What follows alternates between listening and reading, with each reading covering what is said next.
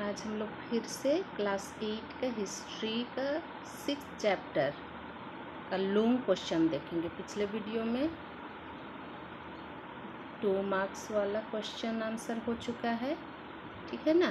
राष्ट्रीयवाद का प्रारंभिक विकास हेडिंग है 6वां चैप्टर। हाँ, तो उसी का शॉर्ट क्वेश्चन पिछले वीडियो में हो गया है। आज हम लोग देखते हैं लॉन्ग क्वेश्चन आंसर, ठीक है। देखते हैं, इल्बर्ट बिल विवाद क्या है।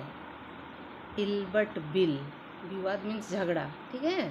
बिल मीन्स कुछ कानून पास करके लाया था इल्बर्ट ने, तो उसको लेकर के क्या विवाद हुआ था देखते हैं। इल्बर्ट बिल विवाद 1883 ईस्वी में भारत में एक अंग्रेजों द्वारा नया कानून बना जो विवाद का झगड़ा का कारण बना। इस कानून में वायसराय रिपन द्वारा नियुक्त कैप्टन ने इल्बर्ट ने कानून पेश किया हमारे भारत देश के लिए। सब अंग्रेज लोग खराब नहीं थे, कुछ अच्छे भी थे, ठीक है ना। तो कुछ अच्छा काम लेकर के आया था इल्बर्ट ने, कुछ अच्छा कानून पेश किया भारतीयों के लिए, हमारे इंडियन लोगों के लिए, ठीक है ना। जिसके तहत भारतीय न्यायाधीश भी अंग्रेज यूरोपीय लोगों के मामलों की सुनवाई अदालत में कर सकने की अनुमति दी। कहने का मतलब है, पहले जो था जितने भी भारतीय पढ़े लिखे थे, लेकिन उनको जैसे जज, वकील, अदालत में कोर्ट का काम करने का ओहदा मिल जाता था, लेकिन उनको ये अधिकार नहीं था कि कोई यूरोपीय अपराधी जो है उसके ऊपर जो है अदालती कार्यवाही करे। तो उसी के विरुद्ध में इल्बर्ट बिल जो है नया कानून पेश किया 1883 ईस्वी में कि क्यों पक्षपात होगा। भारतीय लोग पढ़े लिखे जज वकील हैं, तो अंग्रेज लोग जो हमारे भारत में रहते हैं, यूरोपीय लोग, तो उनका मुकदमा फैसला कर सकेंगे। तो ये कानून लाया था इल्बर्ट बिल ने, ठीक है ना। उसी को यहाँ बताया। इससे पहले केवल यूरोपीय न्यायाधीश ही यूरोपीय लोगों के मामलों को अदालत में सुनवाई कर सकते थे। मीन्स अंग्रेज ही जज वकील होना था अंग्रेजों का मुकदमा फैसला करने के लिए। तो उसी के विरुद्ध में, उसी के ऑपोजिशन में 1883 में इल्बर्ट बिल ने अच्छा ही कानून लाया, कोई खराब नहीं था।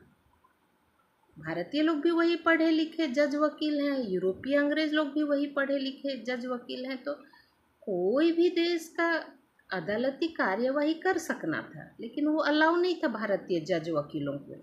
तो वही अलाउ कर रहा था यहाँ कि भारतीय न्यायाधीश जज वकील भी यूरोपीय अपराधियों का सुनवाई कोर्ट में अदालत में कर सकेंगे, है ना। लेकिन इस इल्बर्ट बिल का अंग्रेजों द्वारा विरोध किया गया, है ना, क्योंकि उन्हें डर था कि भारतीय न्यायाधीश यूरोपीय मामलों का उचित कार्रवाई करेंगे और यूरोपीय अंग्रेज मनमानी नहीं कर पाते, ठीक है ना। ये डर था अंग्रेजों का।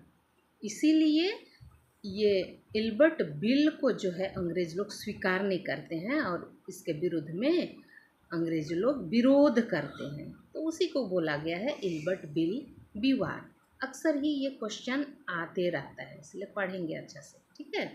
अगला देखेंगे इसी चैप्टर 6वां चैप्टर का अगला एक इम्पोर्टेंट क्वेश्चन, वो है बाघा जतीन या यतीन्द्रनाथ बोस इतिहास में क्यों प्रसिद्ध है, क्यों याद किया जाता है इतिहास में।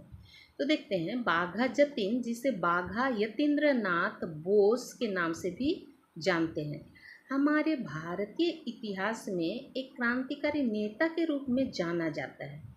क्रांतिकारी नेता, ठीक है ना।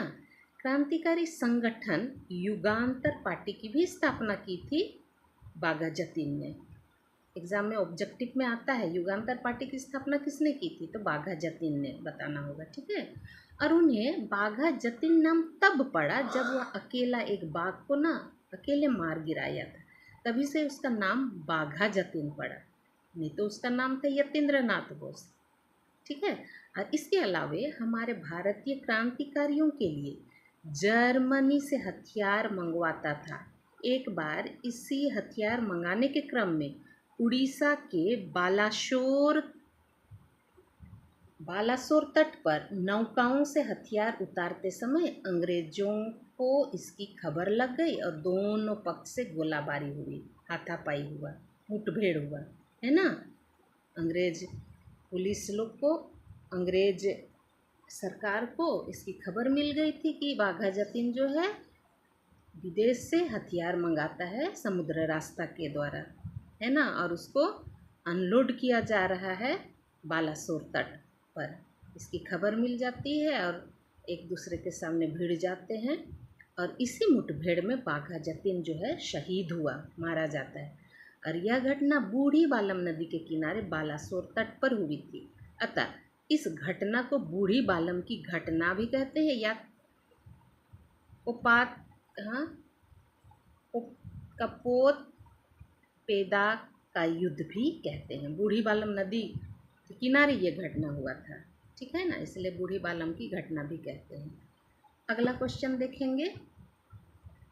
क्वेश्चन जो है ये बुक के लास्ट में जो है क्वेश्चन आंसर उसी में से है। हाँ, अगला है सभा समिति युग किसे कहते हैं। सन 1857 ईस्वी से 1885 ईस्वी के बीच राष्ट्रीयवादी आंदोलन के प्रारंभ होने तथा जोर पकड़ने के पीछे महत्वपूर्ण भूमिका के रूप में कुछ भारतीय सभा समिति का योगदान था। बिना संस्था, बिना कोई समिति का तो कोई काम आगे बढ़ता ही नहीं है। कोई भी काम, कोई भी क्षेत्र का काम, है ना, एक संगठन होना चाहिए होता है, एक समिति होना चाहिए होता है। तो यहाँ पर भी 1857 के पहले जो 1857 से 85 के बीच में जो भी आंदोलन हुआ हमारे भारत में, तो उसके पीछे सभा समिति का योगदान था। जैसे कि 1835 ईस्वी में बंग भाषा प्रकाशिका सभा बना था, 1838 में जमींदार सभा।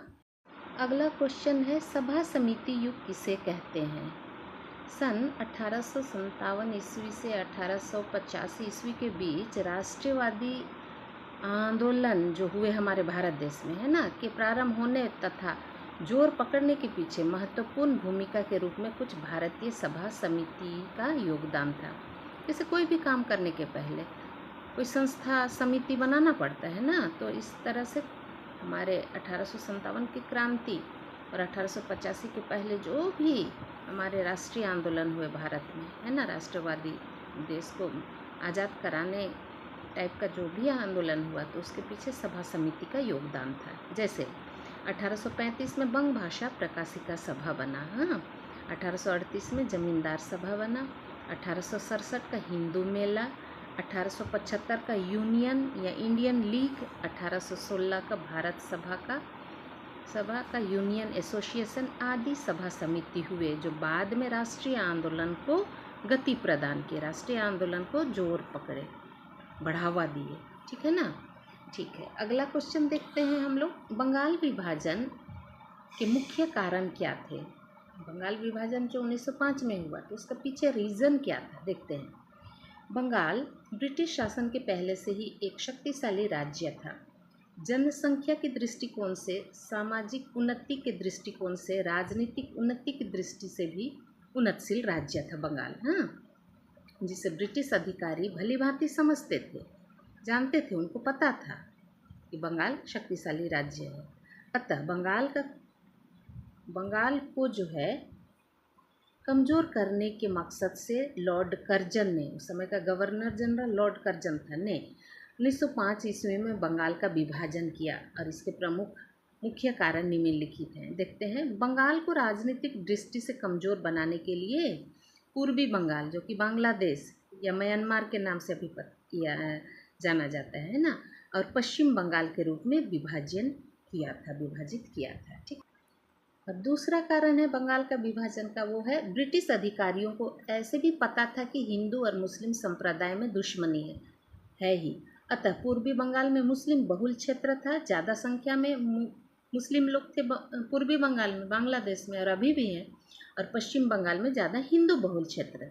तो इन दोनों संप्रदाय को बांटने के मकसद से, लड़वाने झगड़ाने के मकसद से बंगाल का विभाजन किया था लॉर्ड कर्जन ने, ठीक है। अगला कारण है बंगाल विभाजन का, वो है बंगाल जनसंख्या की दृष्टि से बहुल राज्य है, ज़्यादा जनसंख्या है बंगाल में। अतः बंगाल को हराना भी ब्रिटिश ईस्ट इंडिया कंपनी के लिए सहज नहीं था, अतः बंगाल को ही दो प्रांतों में बांटा गया कमज़ोर करने के लिए। ठीक है, लेकिन यह बंगाल विभाजन जो है ज़्यादा दिन तक नहीं टिका। 1911 ईस्वी में बंगाल विभाजन रद्द भी किया गया, रद्द हो गया। ठीक है, तो एग्ज़ाम में पूछा जाता है बंगाल विभाजन कब हुआ, 1905, और रद्द कब हुआ तो बताना होगा 1911। ठीक है, अगला क्वेश्चन देखते हैं। कांग्रेस के नरम दल और गरम दल के बीच के अंतर कौन कौन से हैं?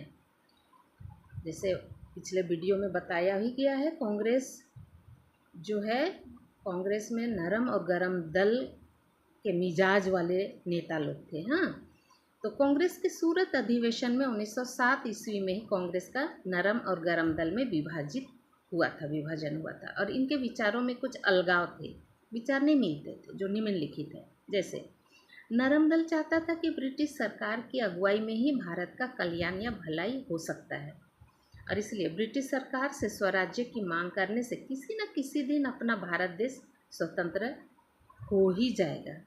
ठीक है ना, स्वतंत्र हो ही जाएगा, ऐसा सोचते थे नरम दल वाले। अर्थात भिक्षावृत्ति की नीति अपनाए थे नरम दल के नेता। भिक्षावृत्ति मीन्स हम लोग गिड़गिड़ाएंगे, मांगते रहेंगे अपना देश स्वतंत्र कर दें अंग्रेज लोग करके, हम लोग गिड़गिड़ाते रहेंगे तो हम लोग को मिल ही जाएगा आज़ादी, ये सोचते थे नरम दल के लोग। लेकिन इसका जस्ट उल्टा वहीं गरम दल का सोच था कि ये हमारा देश है, हमें अंग्रेज़ों से क्यों मांगना है, छीन कर अपना देश लेना है। ठीक है ना, गरम दल अंग्रेज़ों के अंडर में रहने का किसी तरह का विचार नहीं रखते थे। तो इस तरह से कांग्रेस के नरम और गरम दल के बीच में अलगाव था, अंतर था। ठीक है, तो इस तरह से लॉन्ग क्वेश्चन जो है 6 चैप्टर का कंप्लीट होता है। तो अच्छी तरह से पढ़ना है सेकेंड सेमेस्टर के लिए। ठीक है ना।